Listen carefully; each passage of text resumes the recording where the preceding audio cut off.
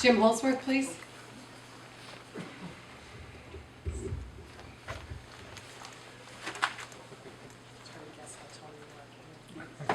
I'm allowed.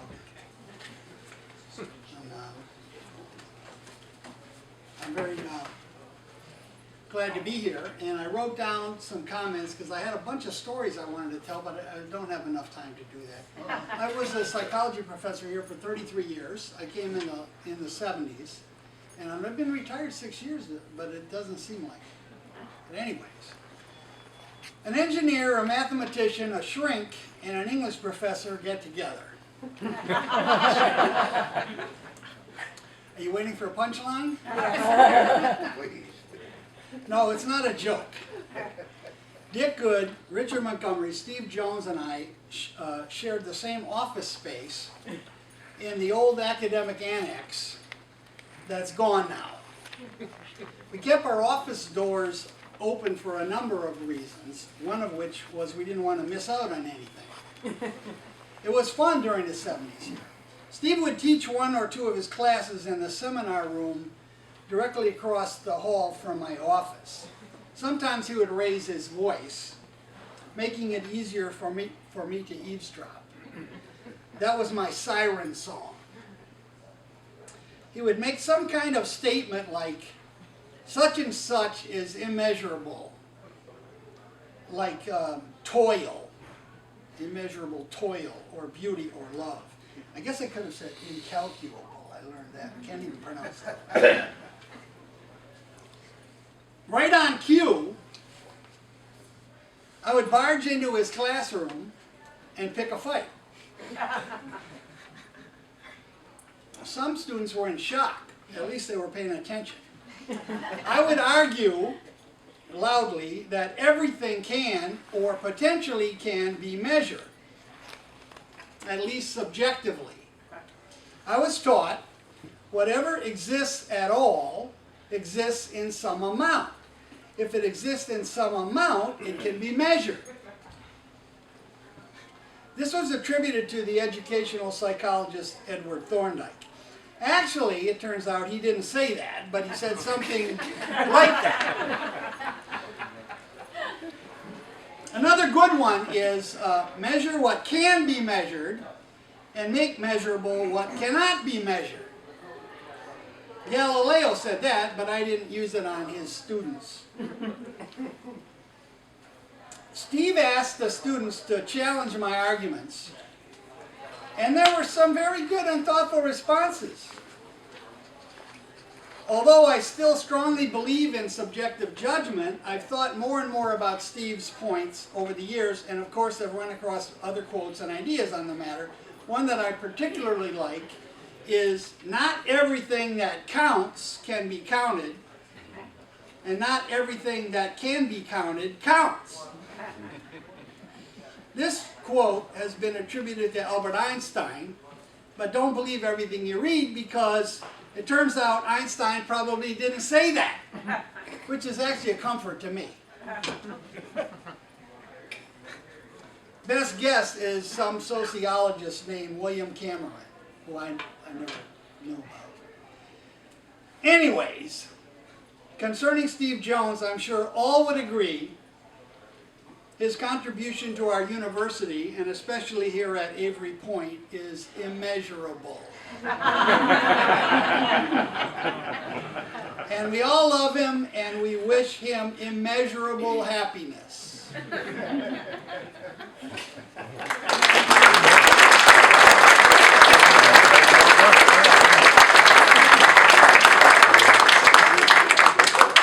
Dave Madassi.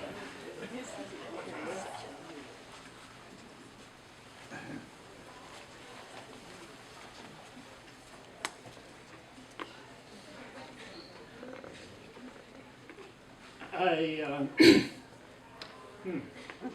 didn't expect my voice to break.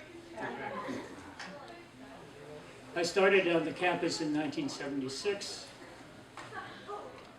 and Stephen was one of the first people that I remember responding to as a colleague and having the sense, I can't believe this person is willing to have a conversation with me. I always just felt privileged if Stephen would stop and have a conversation. Despite the laughter that I've seen with references to Steve talking for an hour. But I still feel that way.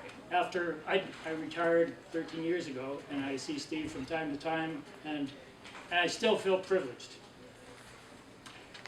And it's rare, but Stephen actually recently approached me and said there's something he'd like to ask me about, and he said he decided to retire, and now he was having some second thoughts about it. And is this really the time? And so I've done some research on this. And I've come up with the definitive 10 best indicators that it's time to retire from academia.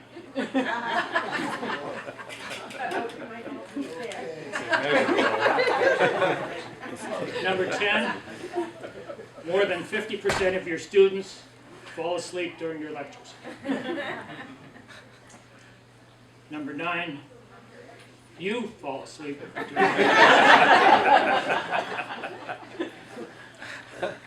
Number 8, you spend more time in committee meetings than in the classroom. Number 7, you don't fall asleep during the committee meetings.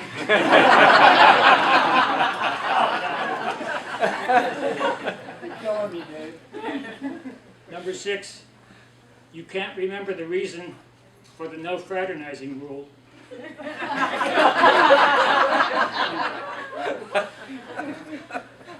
Number 5, your student evaluations have dropped below a 3.0 average on a 10-point scale.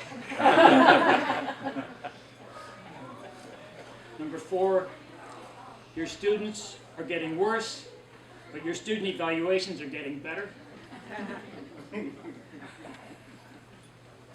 Number 3, there's no one left who remembers when you started.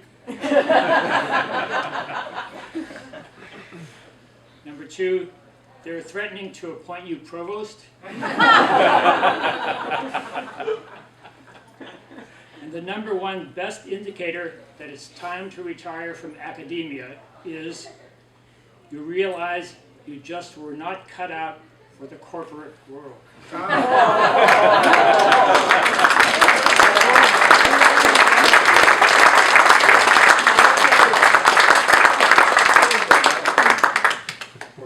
Thank you for being a colleague. Thank you, David.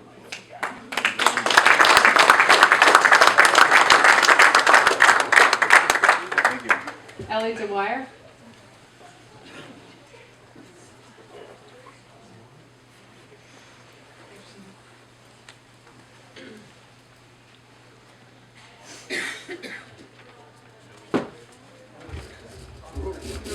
I'm a short girl, and I'm getting shorter, shrinking. Well, Steve, I can think of another reason to retire: when your students are on Social Security.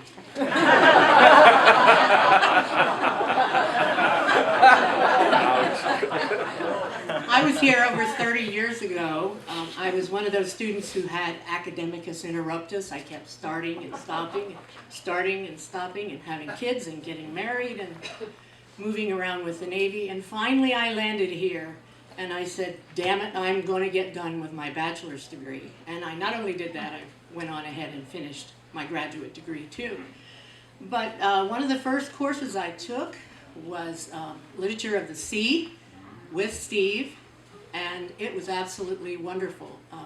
Up until that point, all my classes had been a total snore, seriously, and there was Steve. It was interesting to watch the students the first day of class. Some of them just quite didn't get it and immediately ran to registration and disenrolled from Steve's class. But I absolutely got it, and I was always excited at how many different levels Steve could talk to students on. I mean, it was just amazing how he reached out on lots of different levels. he encouraged me enormously. When I got here, I had already worked for a newspaper and a publisher and had a lot of publications and a book.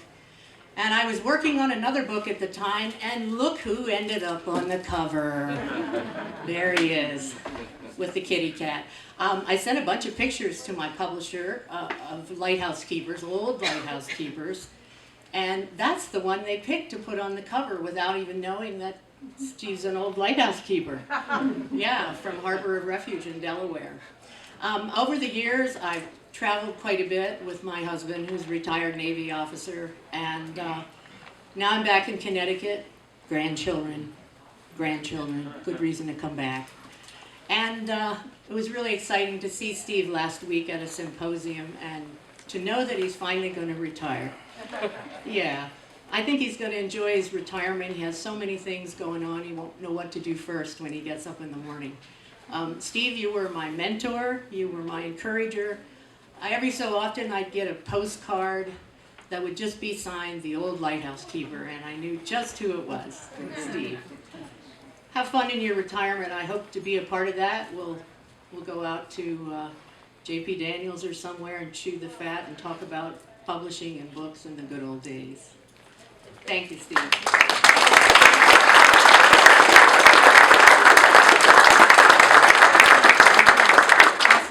Please.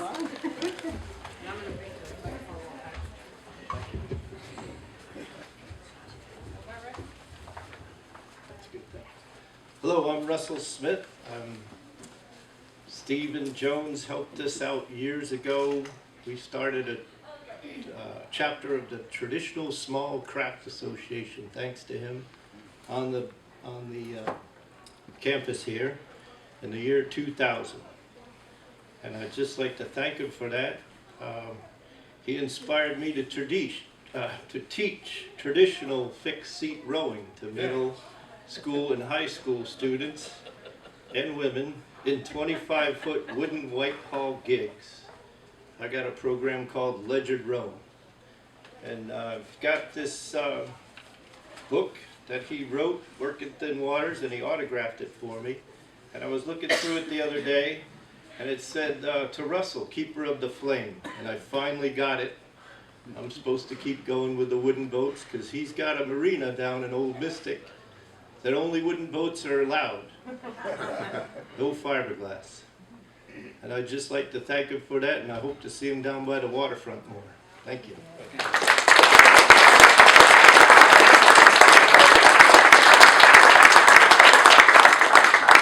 Second to last, Peter Vermillion.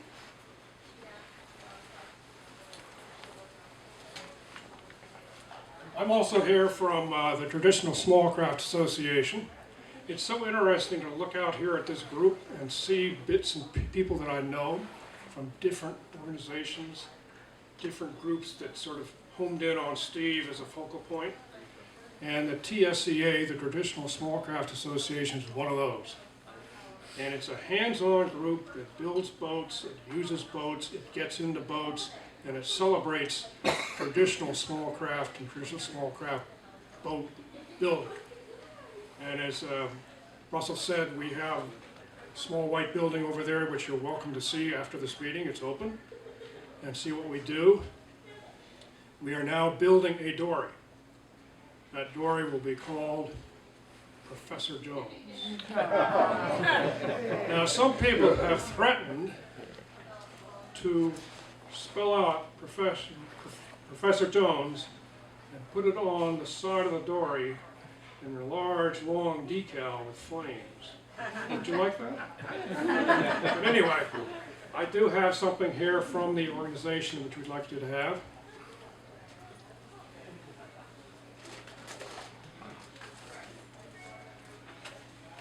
Not the greatest thing in the world, but it's a hat and a mug. And I thank you very much. Thank you. Thank you.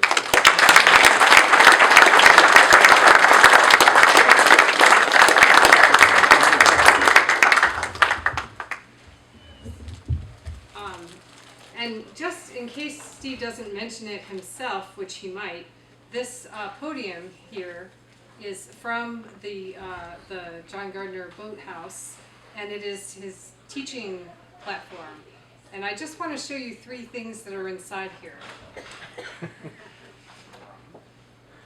This is a copy of Stephen Crane's The Open Boat. Anybody taken his class and studied this book in that boathouse? Yes? Okay. A piece of a boat.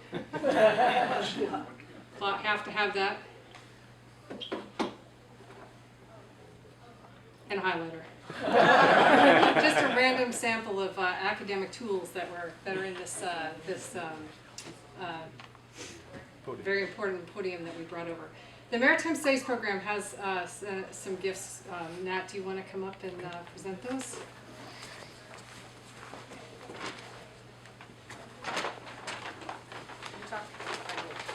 Steve, this was not an easy job to find a gift for Professor Jones. But Steve, would you like to come up? Come on up, huh? You're next anyway. Thank you. Somebody else to pick that up. Okay. Steve, well, one of the items you've already been introduced to. This is the script of the shanty that we all sang with you. So please remember us when you're rehearsing. And another traditional gift is an aerial picture of our campus, Steve, taken, I believe, before your old office was removed. Is that correct? Set in time. So you can take a look at that later. But it's the view out the door from above. And then finally, and might you read that? Would you like to read it? Maybe I'll read it. Okay. Yes. No, I'm not gonna read it. And I was thinking whether to recognize the author. This was a collective effort. Well, let's put it that way. In grateful acknowledgement to Stephen P. Jones for his profound contributions to maritime studies. A professor at the University of Connecticut, Avery Point campus between 1968 and 2016. He is the author or editor of 17 books, most of which have focused on maritime literature. An inspiration for the MAST program and a recipient of the university's highest teaching award. We should have required that you wear that Where's your medal? tomorrow. Tomorrow. He embodies the excellence. Wait a minute. Thank you, Ken. He embodies the excellence of interdisciplinary teaching, scholarship, and service. Thank you, Steve.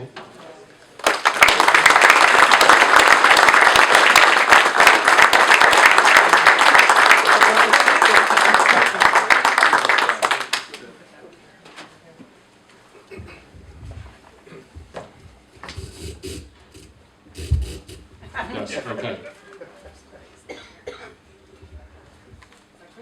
I began my public speaking career, I think, in the maritime way by doing ship launchings and so forth. And I noticed they never gave you anything to stand by. So eventually I bought this. You can see it's state-of-the-art 1942 emergency military lectern. Gentlemen, this is the M1 rifle, gas-operated semi-automatic weapon. That type of speech would come out of her. And then I loaded it up with this thing on the top, and it was over in the John Gardner. And I don't know what kind of day they had there, but they broke the whole top of the damn thing. And the next day I came in and they made it much better than it ever was. They varnished it out. And my son had this thing that says about the crew. That came from Wilcox. I don't think they're even in business anymore. An attitude toward employee relationships, you might say. Greg, I want to thank you for that song. Well, no disparagement, but I couldn't help but thinking what George Bernard Shaw said, what's too silly to be said can always be sung.